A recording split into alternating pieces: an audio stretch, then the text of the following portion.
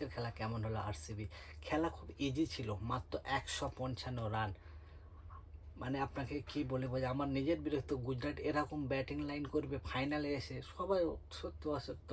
ভুবনেশ কুমার আর হেজলেটের সামনে তো একটা বলই দেখতে পাইনি। ফার্স্ট ওভার, সেকেন্ড ওভার, দোনো 3 ওভারের মধ্যে 2 উইকেট। তারপরে 1-2 ওভারে একটু টেস্ট খেলার পরে আবার ফাটাফাট, কেউ দাঁড়াতে পারে না, 4-5টা উইকেট চলে গিয়েছে।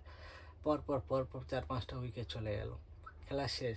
আমি তো বুঝতে পারছি রাহুল টেউটিয়ার কি হয়েছে, মিডল অর্ডারে কি রান করে গেল, কোনো কিছু রান করতে পারলো না, কেউ দাঁড়াতে পারলো না। মাত্র 155 রান, কোনো রকম মানে মান সম্মানটা বজায় রাখার মতো 150 এরা পার করেছে। আর 155 রানে এবছর যা ব্যাটিং লাইন, যা বোলার লাইন আরসিবির কাছে কোনো কিছু নয়। এমনি পিচ হিসাবে ওই পিচে 190 রান মিনিমাম। আজকের ম্যাচে ফাটাফাটি লড়াই হতো ফাইনাল ম্যাচটা, সেখানে 40 রান কম। কি করে কম্পিটিশান হবে আরসিবির সঙ্গে? অথচ আরসিবি 18 ওভার তুলে নিয়েছে, ঠিক আছে, ওই জন্য 30-40 রান ঘাটতে হয়ে গেছে গুজরাট। আরসিবি সেকেন্ড ইনিংসে ব্যাটে নেবে তো বেঙ্গেটিস আয়ারের সামনে থেকে দাঁড়াতেই পারলো না।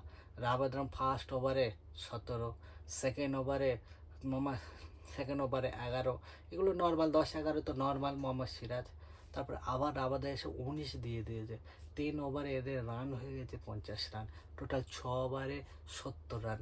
ম্যাচের হাফ রান এরা তুলে দিয়েছে 6 ওভারের মধ্যে।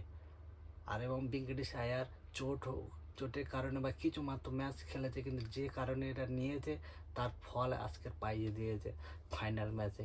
এবং বিরাট কোহলির বিষয় কি বলার আছে? বিরাট কোহলি যা ইনিংস খেলেছে, তো প্রথম 12 বলে বিরাট কোহলি 35 রান ছিল।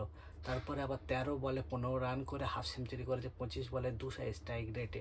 তারপরে শেষ পর্যন্ত নক আউট থেকে ধোনির মতো ছক্কা মেরে ম্যাচ জিতিয়ে দিয়ে আবার এই রেকর্ড করে দিয়েছে। আগের বছর 2025-এ চ্যাম্পিয়ন, 2026-এ চ্যাম্পিয়ন আইপিএল, এর পরপর back to champion. But captain সাহেব হ্যাটস অফ ক্যাপ্টেন সাহেব। রাজত পাটিদার আসার পরে ম্যানেজমেন্ট জানে না কীভাবে কন্ট্যাক্ট নিয়ে ওকে ক্যাপ্টেন্সি দিয়েছে। আর ও কীভাবে যে ও একটা বিশ্বাসী নিয়েছে যে আমার টিমে বিরাট কোহলি আজ আমি ক্যাপ্টেন নিয়ে নিই, ব্যাস। বিরাট কোহলি দেওয়ার পরে রজত পাটিদার নামে পরপর দুটো দুটো একমাত্র এর আগে দুজনের নাম ছিল, একবার সিএসকে চ্যাম্পিয়ন হয়, একবার হচ্ছে কি মুম্বাই ইন্ডিয়ান্স চ্যাম্পিয়ন হয়। ক্যাপ্টেন মহেন্দ্র সিং ধোনি, আবার রোহিত শর্মা। এরপরে যদি 3 নম্বরের কারোর যদি নাম হয় সেটা হলো গৌতম গম্ভীর, কলকাতা নাইট রাইডার্স। আর 4 নম্বরে এখন যে নামটা এসে দাঁড়িয়ে গেছে সেটা হলো রজত পাটিদার, ক্যাপ্টেনের পরপর দুটো চ্যাম্পিয়ন। এর মধ্যে গুজরাটও ভালো ফর্মে। গুজরাট 5 বছর টোটাল আইপিএল খেলেছে, 5 বলের মধ্যে 4বার হচ্ছে কোয়ালিফাই করেছে, 3বার ফাইনাল খেলেছে। 4বারের মধ্যে টোটাল 3বার গুজরাট ফাইনাল খেলেছে।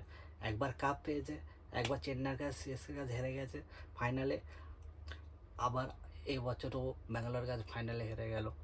গুজরাট টিম ম্যানেজমেন্টের খুবই ভালো। একটু ব্যাটিং লাইনটা 3টে মাত্র ব্যাটসম্যান, সাই সুদর্শন, তোমার শুভম গিল আর জস বাটলার। এরপরে কোনো ব্যাটিং লাইন নেই। বোলার লাইন চলো ঠিক আছে, এই টিম নিয়ে ফাইনালে এসছে শুধু একমাত্র শুভম গিলের আর সাই সুদর্শনের জন্য। এটা দুজনে দেখুন 600 করে 1200 রান করেছে, এই কারণে এরা এত দূরে এসছে। রাবেদা পার্পেল ক্যাপ হোল্ডার, তো রাবেদা এবছর পেয়েছে 29 উইকেট পেয়েছে। বাদ বাকি মিডিল অর্ডারে 3-4টে যে ব্যাটসম্যান বোলার লাগে কেউ নেই এদের, তাও এই টিম নিয়ে গুজারে এসছে। অনেক অনেক ভালো এ করেছে। ব্যাঙ্গালোরের তো কোনো কথা নেই, মিডিল অর্ডার, ফাস্ট বোলিং সব এবছর সবথেকে সেরা টিম ছিল ব্যাঙ্গালোর।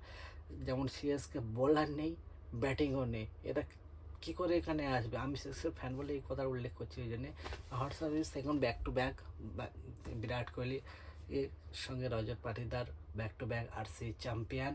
আই হোপ ফ্যানরা অনেক খুশি হবে, আমার ইন্ডিয়ার ফ্যানরা অনেক খুশি হবে, যাতে যারা বিরাট কোহলির ফ্যান অবশ্যই বেশি বেশি আরসিবি তো খুশিতে হবে। আমাদের চ্যানেলে শুধু খেলার বিষয় থাকবে, ক্রিকেট আর ফুটবল। প্লিজ চ্যানেলে সাপোর্ট করুন আর সাবস্ক্রাইব করুন আর লাইক করুন। আর বন্ধুর কাছে আপনারা যদি ভালো থাকে তো অবশ্যই শেয়ার করবেন, ঠিক আছে? এবার আমাদের ইন্ডিয়ার হয়ে কে কে কোন সিরিজে যাবে সেই সব বিষয় নিয়ে আগে যাকে ব্লগ আসবে, আপনারা সঙ্গে থাকবেন।